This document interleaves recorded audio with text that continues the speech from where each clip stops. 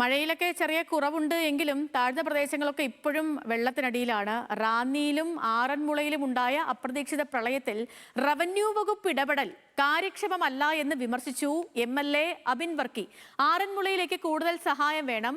റാന്നിയിൽ കയറിയ വെള്ളം ഒഴുകിയെത്തുന്നത് ആറന്മുളയിലേക്കാണ്. സർക്കാർ കൂടുതൽ സഹായം ചെയ്യണമെന്നും MLA ആവശ്യപ്പെട്ടു. പ്രതികരണത്തിലേക്ക്. കൂടുതൽ ശ്രദ്ധ ആറന്മുളയിലേക്ക് കൊടുക്കണമെന്ന് ഞങ്ങൾ അഭ്യർത്ഥിക്കുകയാണ്. മഴ കുറയുന്നുണ്ട് എന്നുള്ളത് ഒരു ഭാഗ്യമാണ്. പക്ഷേ മഴ കുറയുന്നതനുസരിച്ച് ഈ വെള്ളം ഇറങ്ങുന്നത് അനുസരിച്ച് തന്നെ ആറന്മുളയിൽ വെള്ളം കയറിക്കൊണ്ടിരിക്കുകയാണ്. റാന്നിയിൽ നിന്ന് വരുന്ന വെള്ളം ഒഴുകിയെത്തുന്നത് ആറന്മുളയിലോട്ടാണ്. റാന്നിയിൽ നിന്ന് അവരുടെ ഭൂപ്രകൃതി വെച്ച് വെള്ളം പെട്ടെന്ന് ഇറങ്ങുകയും ചെയ്യും, പക്ഷേ ആറന്മുളയിൽ ഇറങ്ങുകയും ചെയ്യില്ല. അതുകൊണ്ടാണ് ഞാൻ പറഞ്ഞത് ആറന്മുളയിലോട്ട് കൂടുതൽ ശ്രദ്ധ ചെലുത്തണം. MLAയുടെ ആവശ്യം അനുഭാവപൂർവ്വം പരിഗണിക്കുമെന്ന് മന്ത്രി AP അനിൽകുമാർ ന്യൂസ് മലയാളത്തോട് പറഞ്ഞു. കുറേ കാര്യങ്ങൾ ചെയ്യണമെന്ന് അദ്ദേഹം പറഞ്ഞു. ഞാൻ അദ്ദേഹത്തോട് സംസാരിച്ചു. അദ്ദേഹം പറഞ്ഞ കാര്യങ്ങളൊക്കെ ഞാൻ ജില്ലാ കളക്ടറെ വിളിച്ച് നിർദ്ദേശം കൊടുത്തിട്ടുണ്ട്. എന്ത് കാര്യങ്ങളാണെങ്കിൽ എന്താണ് ആവശ്യമുള്ളത് അത് അവിടെ നിറവേറ്റി കൊടുക്കാനുള്ള നിർദ്ദേശം കൊടുത്തിട്ടുണ്ട്. അവിടെ എന്തെങ്കിലും പരാതികൾ ഉണ്ടെങ്കിൽ പരിഹരിക്കും.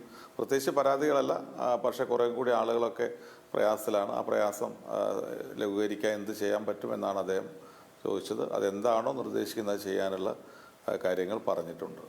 ശ്രീരാജ് ബാബു വിവരങ്ങളുമായിട്ടുണ്ട്. ശ്രീരാജ്, ആറന്മുളയിലെയും റാന്നിയിലേക്കും ഒരു അവസ്ഥ നമ്മൾ കണ്ടുകൊണ്ടിരിക്കുകയാണ്. ഇപ്പോൾ നിലവിൽ ആറന്മുളയിലേക്ക് കൂടുതൽ സഹായം എത്തും. MLAയുടെ വാക്കുകളെ അനുഭാവപൂർവ്വം പരിഗണിച്ചിരിക്കുന്നു സർക്കാർ. മന്ത്രി തന്നെ അത് നമ്മളോട് തന്നെ അക്കാര്യം പറയുകയും ഒക്കെ ചെയ്തു. അപ്പോൾ അതുമായി ബന്ധപ്പെട്ടുള്ള വിവരങ്ങൾ വേണം. MLAയിലേക്ക് കാര്യങ്ങൾ എത്തിക്കാൻ നമുക്ക് കഴിഞ്ഞിട്ടുണ്ടോ? അതിനൊപ്പം മറ്റൊന്ന്, നിലവിലൊരു സാഹചര്യം എന്താണ് ശ്രീരാജ്?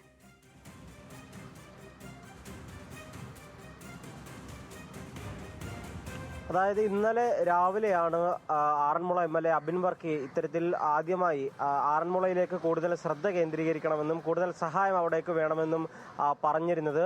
ഇന്നും അദ്ദേഹം ആ ആവശ്യം അതേപടി ആവർത്തിക്കുകയാണ് അല്പസമയം മുൻപ് ഉണ്ടായത്. അതിനർത്ഥം ഇന്നലെ ആവശ്യപ്പെട്ടതിന് ശേഷവും കാര്യമായ ഇടപെടൽ ഇവിടേക്ക് ഉണ്ടായിട്ടില്ല എന്നാണ് ആ പ്രതികരണത്തിൽ നിന്നും മനസ്സിലാക്കാൻ സാധിക്കുന്നത്. പക്ഷേ ഒന്നും ഇവിടെ ആറന്മുളയിൽ നടന്നിട്ടില്ല എന്നുമല്ല അതിനർത്ഥം. അതായത് പലതരത്തിലുള്ള രക്ഷാപ്രവർത്തനങ്ങളും അവിടെ നടക്കുന്നുണ്ട്. NDRF അടക്കമുള്ള സംഘാംഗങ്ങൾ അവിടേക്ക് എത്തുന്നുണ്ട്. ആളുകളെ ഒഴിപ്പിക്കുന്ന നടപടികളെല്ലാം തന്നെ നടക്കുമ്പോഴും കൂടുതൽ ശ്രദ്ധ പത്തനംതിട്ട ജില്ലയിലെ ആറന്മുളയിലേക്ക് കേന്ദ്രീകരിക്കുന്നതിൽ ഒരു പോരായ്മ വരുന്നു എന്ന തരത്തിലാണ് നിലവിൽ മനസ്സിലാക്കാൻ സാധിക്കുന്നത്. കാരണം റാന്നിയിൽ വെള്ളം ഉയർന്നു നിൽക്കുന്ന, ജലനിരപ്പ് ഉയർന്നു നിൽക്കുന്ന സാഹചര്യത്തിൽ അവിടേക്ക് മാത്രം കൂടുതൽ ശ്രദ്ധ കേന്ദ്രീകരിക്കുന്നു. ഫൈബർ ബോട്ടുകളടക്കം ആറന്മുളയിലേക്ക് എത്തിച്ച് കൂടുതൽ രക്ഷാപ്രവർത്തനം അവിടെ കൂടി നടത്തേണ്ട സാഹചര്യമുണ്ട്. റാന്നിയിൽ നിന്നും വെള്ളം ഇറങ്ങിയ ശേഷം അവിടെ പിന്നീടുള്ളത് ഈ ജലനിരപ്പ് താഴ്ന്ന ശേഷമുള്ള നടപടിക്രമങ്ങൾ, വൃത്തിയാക്കുന്നതടക്കമുള്ള നടപടിക്രമങ്ങളായിരിക്കും റാന്നിയിൽ കേന്ദ്രീകരിക്കുക. പക്ഷേ ഇവിടെ ആറന്മുളയിലേക്ക് വന്നാൽ സ്ഥിതി അതല്ല. അവിടെ ഇപ്പോഴും ജലനിരപ്പ് ഉയർന്നു നിൽക്കുന്ന സാഹചര്യമുണ്ട്. പല വീടുകളിലും വെള്ളം ഉയർന്നു നിൽക്കുന്ന സാഹചര്യം ഇപ്പോഴും അവിടെയുണ്ട്. അങ്ങനെ ഒരു സാഹചര്യത്തിലാണ് സ്ഥലം MLA കൂടി ഇത്തരത്തിലുള്ള ഒരു അഭിപ്രായം മുന്നോട്ട് വെക്കുന്നത്. സർക്കാരിന്റെ കൂടുതൽ സഹായം ഈ ആറന്മുളയിലേക്ക് ഉണ്ടാകേണ്ടതാണ്. രണ്ടാമത്തെ ദിവസമാണ് ഇന്ന് വെള്ളപ്പൊക്കം അവിടെ ഉണ്ടായ ശേഷം രണ്ടാമത്തെ ദിവസമാണ് ഇന്ന് എന്നുകൂടി ഓർക്കണം. റവന്യൂ വകുപ്പ് കുറച്ചുകൂടി കാര്യക്ഷമമായി ഇക്കാര്യത്തിൽ ഇടപെടണമെന്നുകൂടി അദ്ദേഹം ആവശ്യം പറയുന്നുണ്ട്. ക്യാമ്പുകൾ കൂടുതൽ തുറക്കേണ്ട സാഹചര്യമുണ്ടെങ്കിൽ ക്യാമ്പുകൾ കൂടുതൽ തുറക്കണം. അവിടേക്ക് കൂടുതൽ ഈ രക്ഷാദൗത്യം അവിടേക്ക് കൂടുതൽ കേന്ദ്രീകരിക്കണം എന്ന ആവശ്യം കൂടിയാണ് അദ്ദേഹം എന്തായാലും മുന്നോട്ട് വെക്കുന്നത്. ആറന്മുളയിൽ നിലവിൽ ഇതുവരെയും വെള്ളം ഒഴിയുന്ന ഒരു സാഹചര്യമല്ല ഉള്ളത്.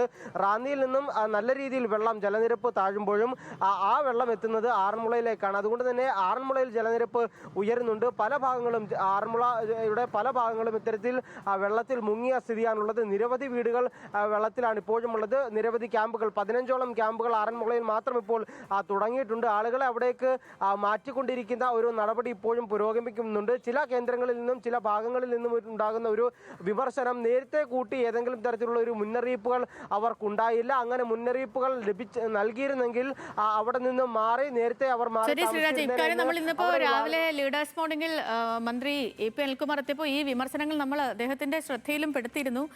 അപ്പോൾ അക്കാര്യത്തിൽ കാര്യങ്ങൾ പരിശോധിക്കും എന്ന് തന്നെയാണ് മന്ത്രിയും പറഞ്ഞത്. ചിലയിടങ്ങളിലേക്ക് ഈ അലേർട്ടുകൾ എത്താനായിട്ട് കുറച്ച് താമസം എത്തി, അതല്ലെങ്കിൽ എത്തിയിരുന്നില്ല എന്നുള്ള പരാതികളൊക്കെ അങ്ങാട്ട് കേൾക്കുന്നുണ്ട്. നമുക്ക്